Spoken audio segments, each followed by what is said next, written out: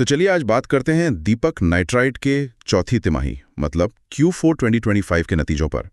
अच्छा, सबसे पहले तो ये खबर है कि कंपनी ने डिविडेंड अनाउंस किया है, ₹7.5 पर शेयर।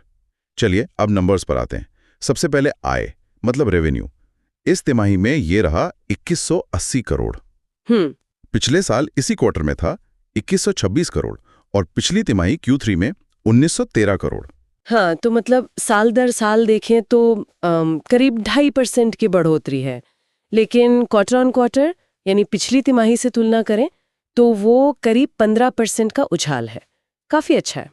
हाँ, 15% तो काफी सॉलिड लगता है। जी हाँ, केमिकल सेक्टर के लिए ना साल दर साल वाली तुलना ज्यादा मायने रखती है। अच्छा। और एक और पॉजिटिव बात यह है कि रेवेन्यू जो है वो बाजार का जो अनुमान था 1950 करोड़ का, उससे बेहतर आया है।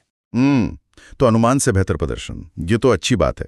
लेकिन आपने कहा कि साल दर साल तुलना ज्यादा जरूरी है केमिकल में, तो फिर ये जो 15% तिमाही उछाल है, इसे कैसे देखें? देखिए, सवाल अच्छा है। तिमाही उछाल जो है वो करंट मोमेंटम दिखाता है, मतलब अभी कैसा चल रहा है, और वो तो मजबूत है। हाँ। पर सेक्टर क्योंकि साइक्लिकल होता है ना, उसमें उतार चढ़ाव आते रहते, तो लंबी अवधि का ट्रेंड समझने के लिए साल दर साल ग्रोथ देखना जरूरी हो जाता है। तो मतलब दोनों अपनी अपनी जगह इंपॉर्टेंट है। समझ गया, ठीक है। अच्छा, अब खर्चों पर आते हैं। इस तिमाही में खर्च हुए 1923 करोड़। पिछले साल इसी क्वार्टर में 1875 करोड़ थे और पिछली तिमाही में सिर्फ 1790 करोड़। तो खर्चे भी बढ़े। जी, साल दर साल और तिमाही दर तिमाही दोनों में ही बढ़त है। हाँ, और इसका असर मुनाफे पर कैसा रहा? नेट प्रॉफिट की बात करें तो इस तिमाही में नेट प्रॉफिट रहा 202 करोड़। ठीक है। पिछले साल इसी तिमाही में ये 253 करोड़ था और पिछली तिमाही में सिर्फ 98 करोड़। तो साल दर साल तो गिरावट दिख रही है, पर तिमाही दर तिमाही देखें तो लगभग डबल हो गया है। ये थोड़ा कंफ्यूजिंग है ना? बिल्कुल। और यहीं पर वो सबसे जरूरी पॉइंट है। हुआ ये कि पिछले साल इसी तिमाही में ना कंपनी को एक एक्सेप्शनल आइटम मिला था। एक्सेप्शनल आइटम मतलब एक असाधारण वन टाइम फायदा, करीब 80 करोड़ रुपए का। अच्छा। हाँ, तो उस वजह से पिछले साल का नेट प्रॉफिट आर्टिफिशियली मतलब ज्यादा दिख रहा है। ओहो, तो असल कहानी कुछ और है। हाँ बिल्कुल। अगर हम उस एक्सेप्शनल गेन को हटा दें और सिर्फ कंपनी के कोर बिजनेस मतलब ऑपरेटिंग प्रॉफिट को देखें जी, तो वो पिछले साल के 270 करोड़ के मुकाबले इस तिमाही में 278 करोड़ है। अच्छा, तो ऑपरेटिंग लेवल पे ग्रोथ है साल दर साल। जी हाँ, यही समझना यहाँ सबसे जरूरी है। साल दर साल ऑपरेटिंग प्रॉफिट में सुधार है। वाह, ये तो पूरी तस्वीर ही बदल देता है। वो बाजार के अनुमान से काफी बेहतर है। अनुमान 140 करोड़ के आसपास था। तो अनुमान से बेहतर नेट प्रॉफिट और ऑपरेटिंग लेवल पर ग्रोथ की हुई ना बात। अच्छा, मुनाफे की बात तो हो गई, पर मार्जिन कैसे रहे? मतलब कंपनी की एफिशिएंसी कैसी रही? हाँ, मार्जिन देखें तो इस तिमाही नेट प्रॉफिट मार्जिन रहा करीब 9.2%। 9.2%। जी, पिछले साल ये 11.9% था और पिछली तिमाही में सिर्फ 5.15%। तो साल दर साल गिरावट दिख रही है मार्जिन में भी। हाँ, लेकिन उसकी मुख्य वजह वही है, पिछले साल का वो 80 करोड़ का एक्सेप्शनल आइटम। अच्छा, हाँ, वो तो नेट प्रॉफिट में जुड़ा होगा। बिल्कुल।